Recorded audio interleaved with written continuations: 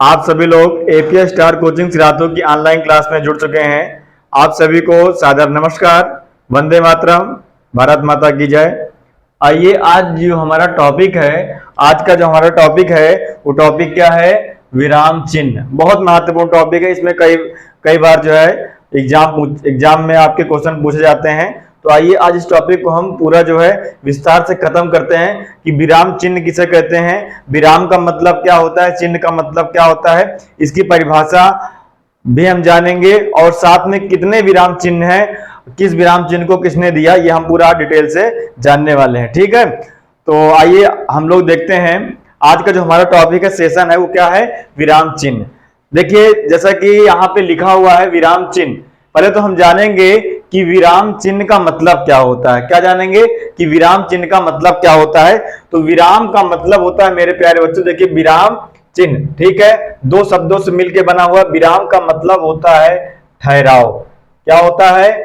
ठहराव। और चिन्ह का मतलब होता है निशान। ठीक, क्या होता है? निशान।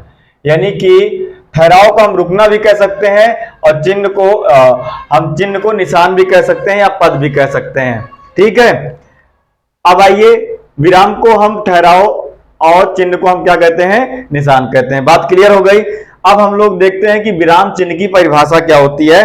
तो विराम चिन्ह की हमने परिभाषा लिख रखी है, आपको देखना है। समझ में बात आई कि किसी भाषा को, देखिए सब हर सब्जेक्ट की अपनी एक भाषा होती है। ठीक है, उस सब्जेक्ट का अपना क्या होता है? विराम चिन्ह होता है। जैसे हम इस समय क्या पढ़ रहे हैं? हिंदी पढ़ रहे हैं। तो हिंदी में हमको विराम चिन्ह जाने हैं, कौन कौन से विराम चिन्ह होते हैं, इनका उपयोग क्या होता है। ठीक है, तो आइए हम देखते हैं।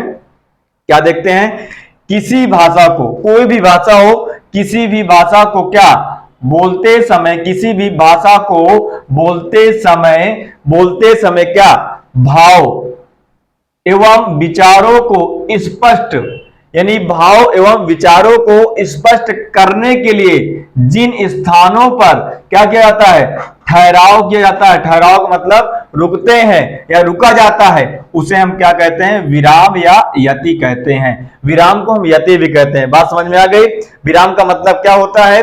किसी भाषा को बोलते समय भाव एवं विचारों को स्पष्ट करने के लिए जिन स्थानों पर हम क्या करते हैं? ठहराव करते हैं या रुकते हैं, उसी को विराम चिन्ह कहा जाता है। आइए एक बार हम फिर से देख लें कि किसी भाषा को बोलते समय भाव एवं विचारों को स्पष्ट करने के लिए जिन स्थानों पर ठहराव या रुकते हैं, ठहराव करते हैं या रुकते हैं, उसी को क्या कहा जाता है? विराम कहा जाता है या यति कहा जाता है। बात क्लियर हो गई। हम लोग आइए आगे चलते हैं, आगे देखते हैं आगे क्या बताया गया। तथा उन स्थानों पर, तथा उन स्थानों मतलब जहां पे हम रुकते हैं, तथा उन स्थानों पर लगने वाले निशान, यानी जिस स्थान पे हम रुकते हैं उस स्थान पे लगने वाले जो निशान होते हैं उन्हीं को चिन्ह कहा जाता है। यानी उन्हीं को क्या कहते हैं मेरे प्यारे बच्चों? विराम चिन्ह कहते हैं। बात क्लियर हो गई, आगे चलें। ठीक है, यानी तथा, फिर से एक बार देख लेते हैं। तथा उन स्थानों पर लगने वाले निशान को ही क्या कहा जाता है? विराम चिन्ह कहा जाता है। ठीक है प्यारे बच्चों, अब आइए हम आगे देखते हैं। एक एग्जांपल हम लेते हैं। एग्जांपल हमारा लिखा है कि, ठीक है, एग्जांपल लेते हैं। एक वाक्य हमने ले लिया कि रोको मत जाने दो। एक वाक्य ये लिखा हुआ है, रोको मत जाने दो, रोको मत जाने दो। आइए हम थोड़ा सा यहाँ पे देखिए, इसके अंत में तो आप देख ही रहे हैं कि ये क्या है? आपका पूर्ण विराम है, यानी फुल स्टॉप। इसको इंग्लिश में कहते हैं ये आपका फुल स्टॉप, यानी पूर्ण विराम है, यानी वाक्य आपका समाप्त हो चुका है, तब ये लगाया जाता है। ठीक है, आइए तो हम देखते हैं कि ये वाक्य लिखा है रोको मत जाने दो। ठीक है, आइए इसमें हम एक चिन्ह का प्रयोग करते हैं, अल्प विराम चिन्ह का। अल्प विराम चिन्ह का प्रयोग करते हैं सेंटेंस। देखिए जो चिन्ह होता है, अब पहले एक बात समझ लीजिए सभी लोग, जो वैसे तो इससे पहले आप एक क्या नाम है हमारा, जो है क्या नाम है, कलकत्ता में एक कॉलेज था जिसका नाम था पोर्ट विलियम कॉलेज। क्या नाम था? पोर्ट विलियम कॉलेज नाम था। उसकी स्थापना कब हुई थी मेरे प्यारे बच्चों? तो उसकी स्थापना जो हुई थी वो 1800 में हुई थी। कब हुई थी? 1800 में हुई थी। तो उस समय इस कॉलेज में सिर्फ एक ही चिन्ह को बताया गया था। कौन से चिन्ह को बताया गया था? तो वो भी आपका कौन सा था? पूर्ण विराम था। यानी तब एक ही चिन्ह था, पूर्ण विराम था। उसके बाद जैसे ही हमारी हिंदी भाषा संस्कृत के हमारी हिंदी भाषा अंग्रेजी के संपर्क में आई, तो अंग्रेजी में कई प्रकार के जो है चिन्ह थे, तो उनको हमने क्या कर लिया, अपने हिंदी में जो है यूज करना स्टार्ट कर दिया। आइए तो पहले हम इसको समझेंगे कि रोको मत जाने दो, इसको हम विराम चिन्ह लगाते हैं एक, हम यहाँ पे जो विराम चिन्ह लगाएंगे वो अल्प विराम चिन्ह लगाएंगे, ठीक है। तो मेरे प्यारे बच्चों यहाँ पे देखते हैं कि रोको मत जाने दो, तो हमने यहाँ पे चिन्ह का यूज कर दिया और एक बार हमने यहाँ पे, वाक्य वही है। अब इसको हम पढ़ के देखते हैं, ये कौन सा चिन्ह लगा है, तो ये जो आपका चिन्ह लगा है ये अल्प विराम लगा है। कौन सा लगा है, अल्प विराम लगा हुआ है, ठीक है। तो अब यहाँ पे हम पढ़ेंगे, क्या पढ़ेंगे, देखिए स्पष्ट रूप से समझिएगा सभी लोग, ठीक है, बड़े ध्यान से देखिएगा कि कह रहा है कि रोको, क्या कह रहा है कि रोको मत जाने दो, यानी कह रहा है कि रोको मत जाने दो, ठीक है, इस वाक्य से।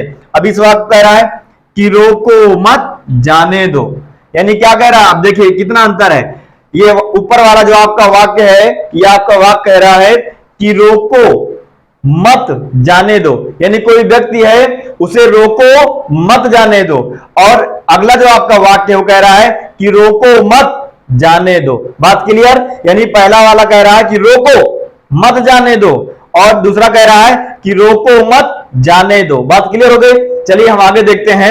हमारे हिंदी के एक बहुत ही बड़े विद्वान जिनका नाम आप कई बार सुने हैं, ठीक है, पंडित कामता प्रसाद गुरु जी ने विराम चिन्हों की जो संख्या बताई वो कितनी बताई, 20 बताई, यानी 20 मतलब 20 बताई। कितनी बताई, 20 बताई, जो आपके इस प्रकार से लिखे हुए। इनको हम आइए एक नजर में देखते हैं, फिर इनका उपयोग देखते हैं क्या होता है।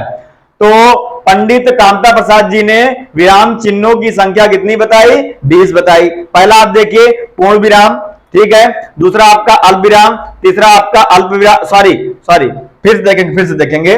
पहला आपका है पूर्ण विराम, दूसरा आपका अल्प विराम, तीसरा आपका उप विराम, और चौथा आपका अर्ध विराम, पांचवा आपका प्रश्नवाचक, छठवां आपका विस्मयाद सूचक, इसको हम विस्मयाद बोधक भी कहते हैं, ठीक है, और सातवां आपका योजक चिन्ह, आठवां आपका निर्देशक चिन्ह, नौवां आपका विराम चिन्ह विवरण चिन्ह, और 10वां आपका रेखांक या रेखांकित भी इसको हम कहते हैं, ठीक है।